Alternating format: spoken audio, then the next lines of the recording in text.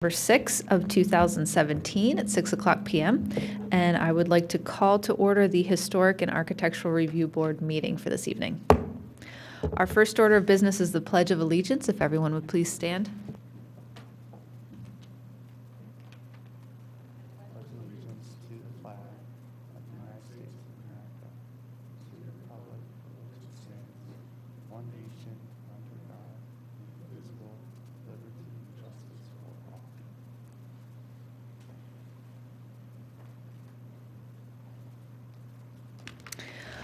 Our new business tonight is HARB application number 2017-21 for 111 Walnut Avenue. This is a project that was granted a continuance from the October 4th meeting. If you'd like to come up and kind of explain the changes you've made, please.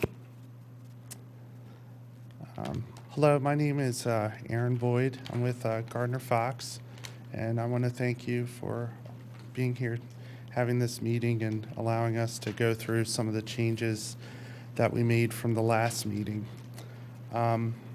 Since the October meeting, we had a zoning hearing board meeting, and there we presented a detailed site plan which showed the floodplain moving.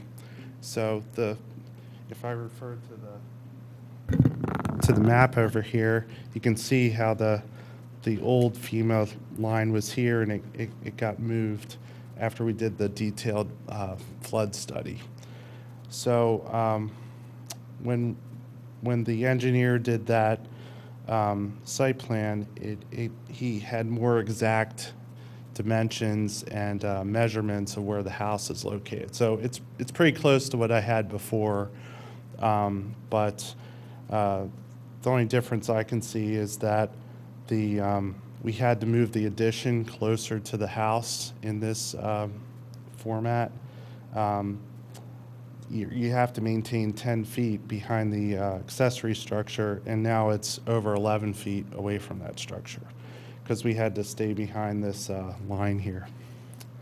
So that was some of the site plan changes.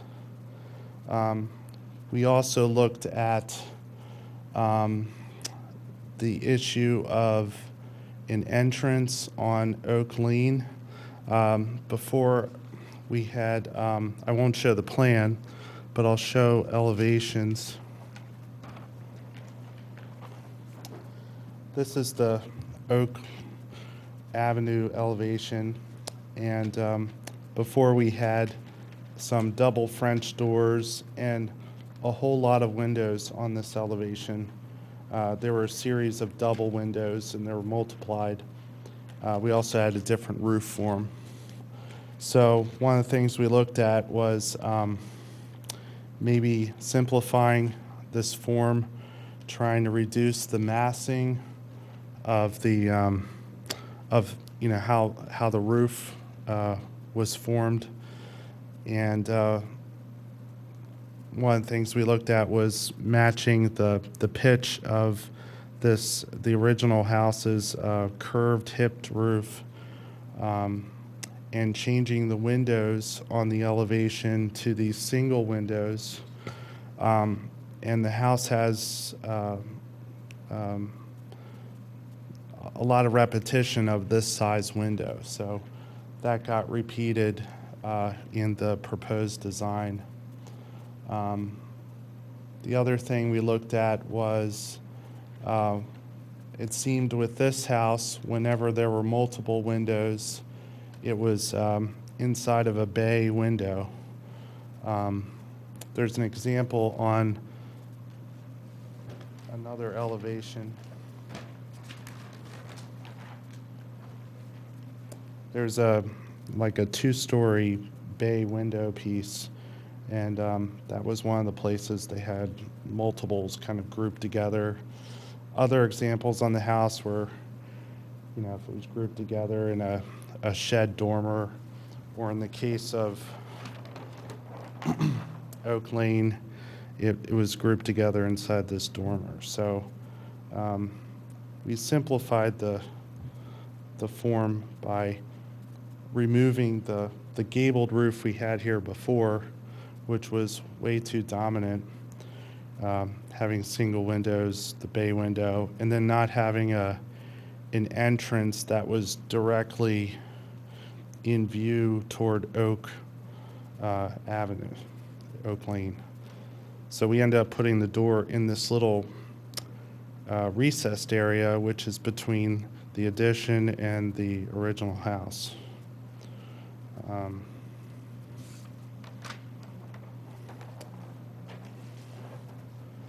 I also have some perspective views, and you can see the addition piece, the separation between the addition and the original house. This is the Walnut Avenue perspective, and then this is from the neighbors. So this wouldn't be viewed directly from the street, but this would be toward the neighbor's house. And so the massing strategy for this was to create almost like a bookend piece for the addition, where this hipped form goes through, and then there's an existing gable which is on the original house that would just get extended to connect the addition to the main house.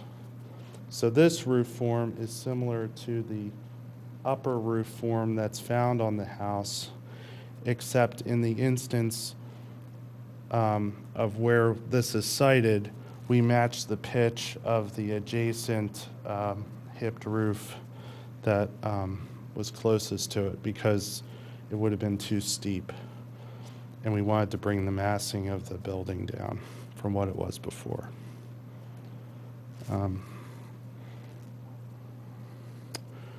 I also have this, I brought this 3D model.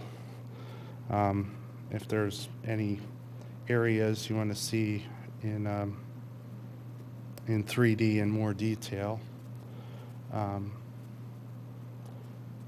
But if you go back to the drawings, the lower portion has horizontal siding with corner boards, and then there's a detail that exists on the original house where there's a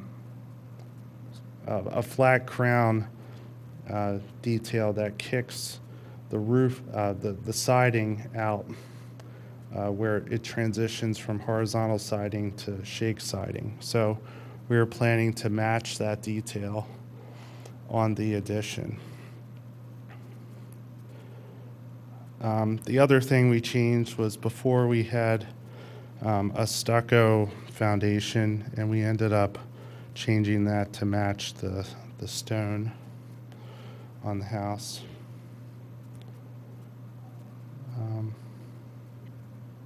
So those were the primary changes that we made.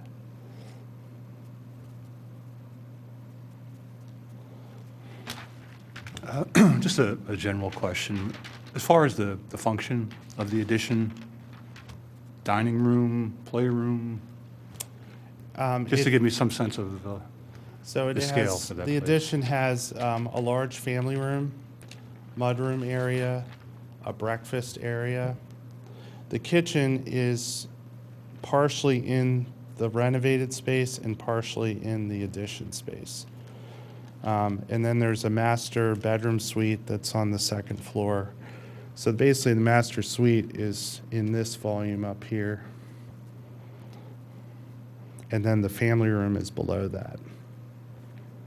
And then there's some service spaces like, mudroom and that kind of thing in here, and breakfast, and the kitchen's over here. So I have a couple questions. On your 3D rendering, which we lost there, is the garage structure to scale compared to the house? The garage structure exists, and it has a lower pitched roof than the original house. And it's a straight hipped roof. See if I can find a picture.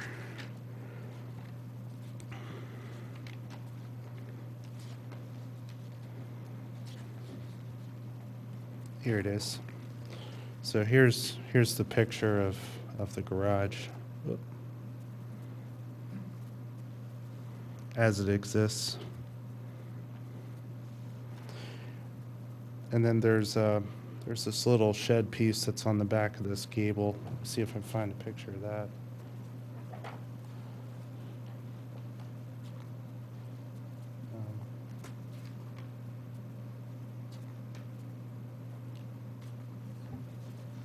I think it would probably be the other way.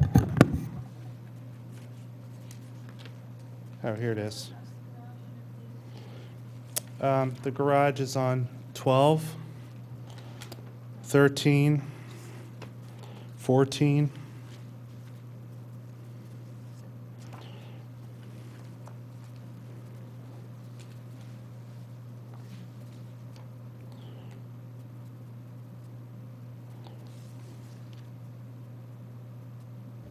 My question came from, I think you've done a very good job of making this addition look a lot more like it's part of the house, so I really appreciate that. And probably because there's no vegetation in your 3D rendering, but Yeah. it just looks like the house is getting very large next to the garage structure. So I'm just kind of in my mind questioning the massing getting so close to the garage. But I have a few other comments or questions, which maybe you can explain a little bit. The Oak Road elevation. Yes. So looking at it from that angle, Mm-hmm. just the placement of the windows. It looks like why choose 4 of the same when in other parts of the house, when they're that close, it's different sized windows? Why such a thick border around them? And then why the 2 windows on the second floor appear to be sort of off to the sides of the house more Oh. so than like centered in the middle? So I'm just kind of questioning Yeah, the that's a layout good a little question. bit. So if you look at these 2 windows on the original house, they have particular spacing. So what we did was we just took that spacing and replicated it over here. So that was the driver, because we started moving the 2 windows closer together, and they kept playing. We ended up with this because we were trying to balance the separation that existed with that. So that was kind of independent of the bay window. Well, sort of. The bay window has 4 of the same windows. They're just inside of a bay, and then the edge of it is kind of on the center line of where these windows are, or close to it. So that was kind of the rationale there with the placement. Also, this is a bed wall, and we needed a certain amount of space for the between the windows. I mean, they could probably move in a little bit. But that was the main driver. It was just relating these 2 to these 2.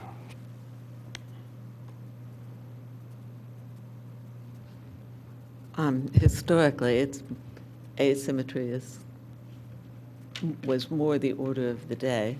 We hadn't gotten to the symmetrical era, but we all were raised in the symmetrical era, so we have to fight this instinct to make things Yeah. even.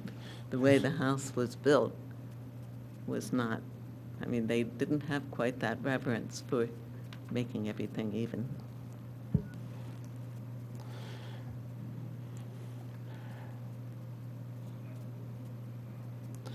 Yeah, the previous design had some asymmetrical elements to it in that the door was around the corner, and but you're right. I mean, this is kind of symmetrical on this face.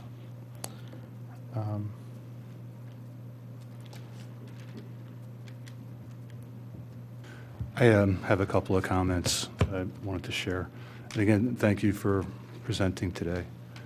In your prior presentation, the addition comprised in proportion circa 40% of the total square footage of the principal building. That also includes the porch. That was about 40% in proportion to the total square footage of the main house and then the porch area.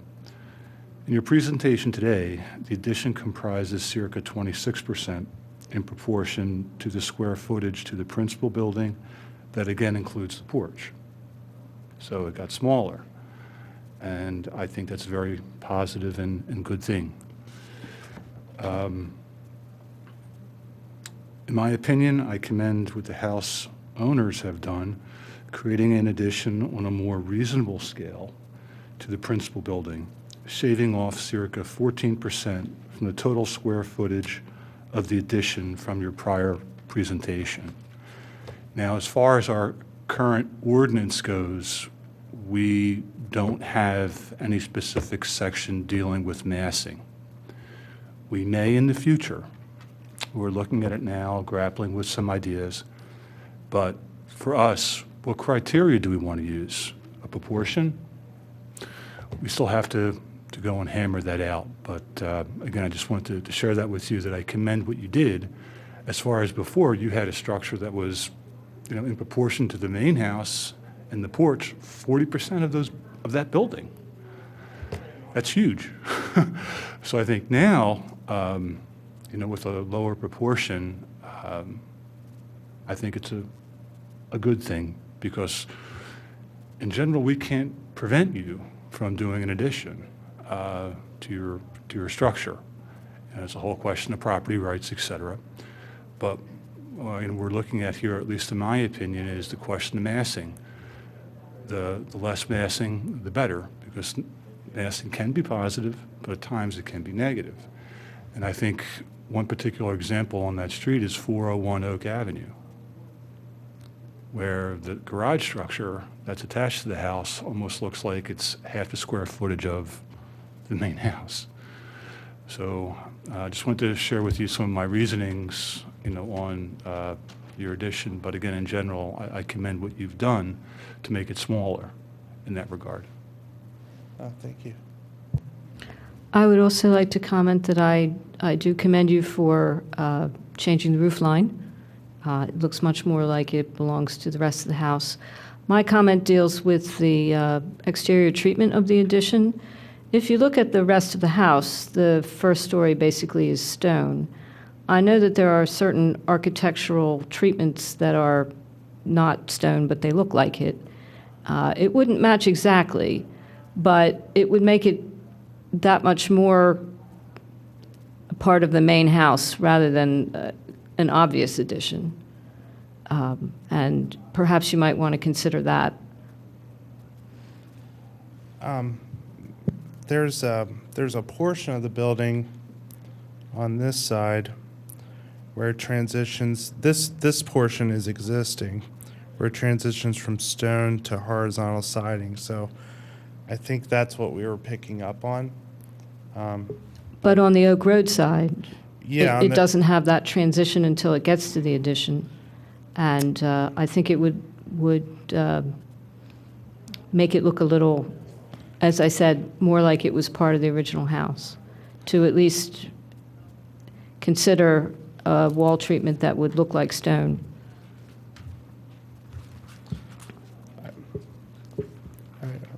I think we could look at that, yeah.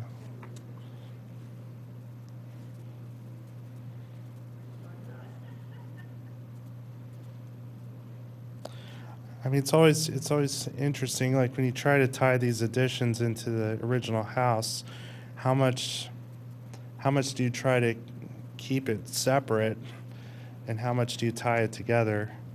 I think if someone was looking at this, they would see elements that would tie it together, but this would obviously be the addition, and the historic asset is what it is. Well, this house is so very open to view.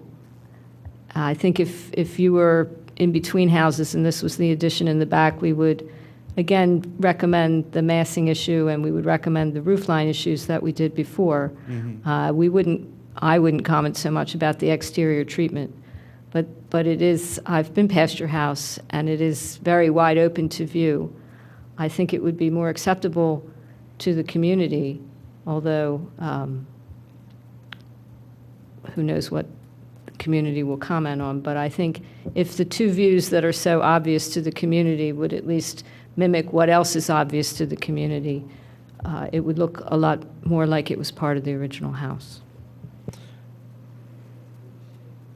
So if I might comment again, I believe this might be coming from the same place as where I'm coming from, which is it definitely looks a lot closer than it did before.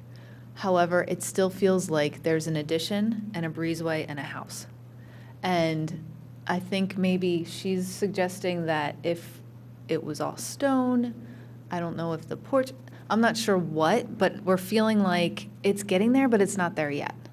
I know also that there is a doorway on that side, and I don't know. I know that adding another entrance is also a concern of mine because, you're sort of, if the house was oriented one direction and now you're adding a huge portion onto it and another front door, then it becomes confusing to say what is the front. Now, do we have two front doors? And so,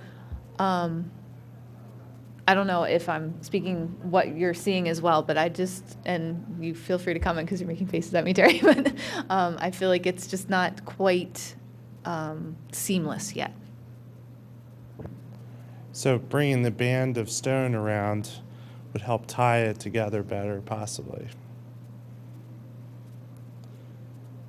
I was thinking about the comment you had made last time about the entrance, and that's why I kind of put it around the corner, so it wouldn't be too dominant, and it wouldn't feel like, hey, this is the front entrance.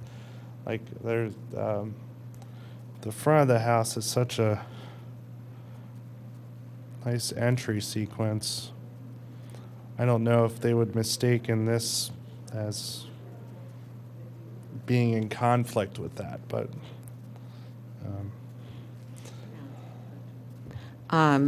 Didn't you say that you were putting some stone at the bottom? yes. On the So addition. on the foundation, I have stone around the base. Well, that's what I understood you to say, and I think that, very frankly, to ask somebody to do an all-stone addition is not cricket, because stonemasons, unlike the 1880s and 1890s, when they were grateful to earn 10 cents a day, they don't earn 10 cents a day anymore. It's probably the most expensive thing, unless we want permastone and then watch the neighbors. Well, there are architectural treatments that... We don't want permastone. But I think it's almost an unfair expectation when, other things have been done that we asked them to do. This quite a lot, I think it changed in its shape and form, but to ask for all stone might be overextending.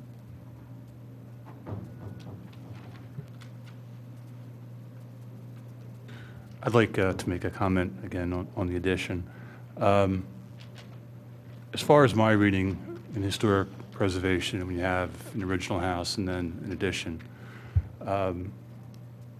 seems like the prevalent idea is that the addition should be distinct from the main building, so that if one is there and looking at the property, you know immediately that yes, this is the addition, and yes, this is the original house or the principal building.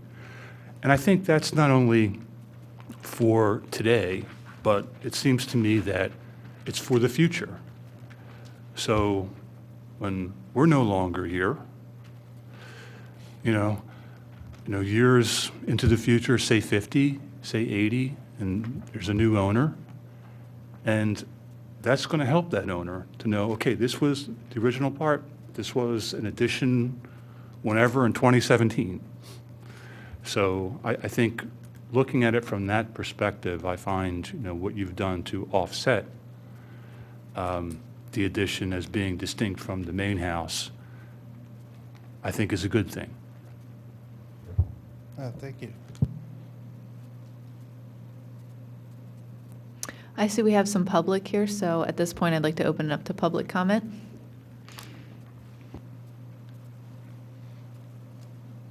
Hi, good evening, everyone.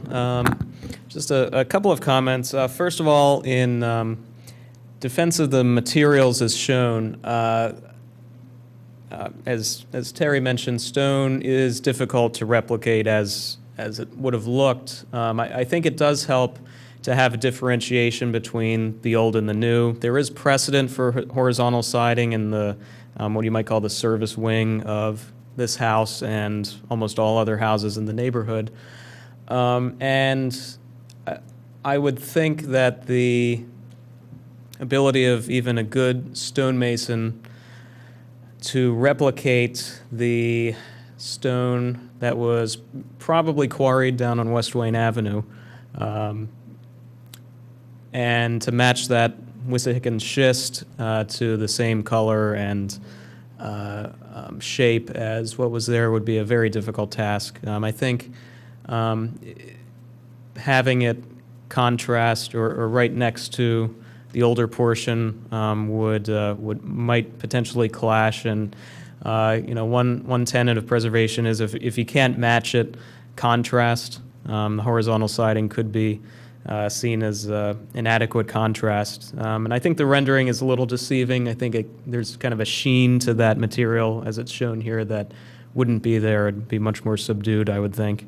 And many communities, many HARBs use the Secretary of the Interior standards for evaluating projects like this. And one of the most cited standards is Standard 9, which states that new additions, exterior alterations, or related new construction shall not destroy historic materials that characterize the property, and the new work shall be differentiated from the old and shall be compatible with the massing, size, scale, and architectural features to protect the historic integrity of the property and its environment.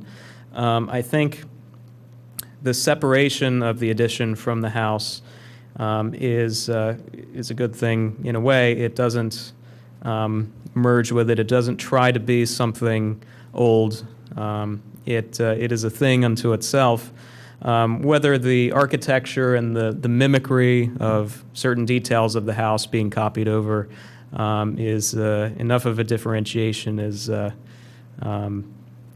discussion for you maybe. But I think in general, it's a great improvement over what we saw last time, I think. I think the presence of the bay windows, even though it is a larger expanse, I think that might be an element that differentiates it from the old, that says this is the new portion of the house, and I don't necessarily see that as a bad thing. This house is remarkably rectangular in footprint.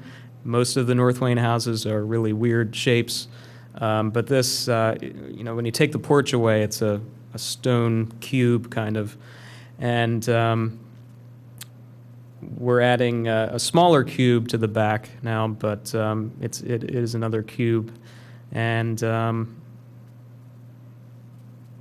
guess that's all I have for now. Thanks a lot.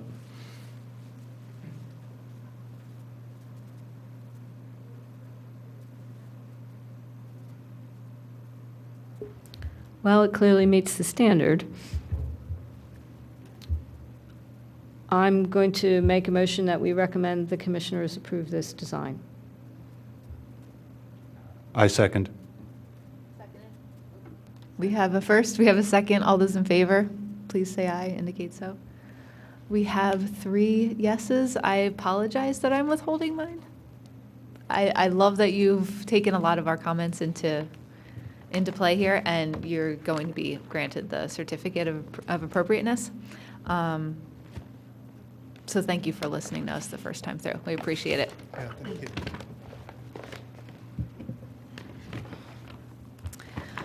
At this point in time, we have no other new business to look at. Is there any old business? Do we have a report on where the ordinance is? I do. Everyone has a copy in front of them of the first draft of the changes that Miles and I worked out with the sitting commissioners at the time. The process is on hold while the Board of Commissioners is going to change. My plan is to interview the new commissioners. We're still waiting to hear what's going to happen with Commissioner R's seat. I believe that the support will carry through to the new commissioners, but we still need to make sure that they get the same set of questions. Given what's been happening with the board, it didn't feel appropriate to try and ram this through. So we will pick it up again after the first of the year. Thank you. Any other comments or old business? Nothing. Any comments from the public at this point in time? Any new business? No? Okay. Well, at this point in time then, I will adjourn this meeting. All those in favor of adjournment? We've got 2, 3. This meeting is adjourned. Thank you.